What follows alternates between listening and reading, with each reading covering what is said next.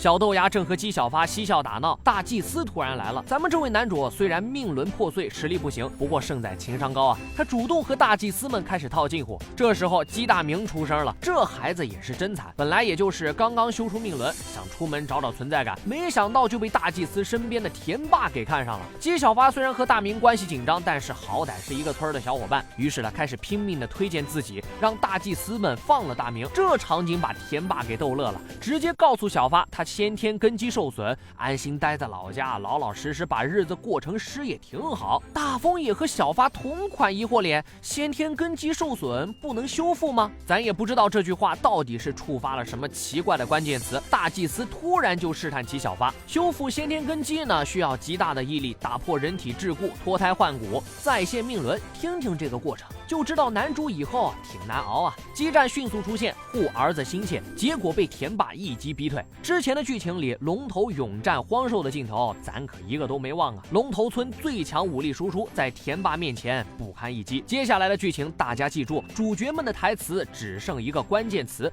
不许欺负。感兴趣的小伙伴一定要去看看，在强大的实力面前，所有龙头村的人都表现得十分团结。给大家划重点啊，开局出现的神秘老爷子，从他满屋的草药，大家大概也能猜出他的身份，他呢是小豆芽的爷爷。这次风波最后应该还是老爷子出面摆平的。护神山的大祭司会带走小豆芽和大明吗？留下你的想法，咱们评论区见。关注大风说，收获一大波儿。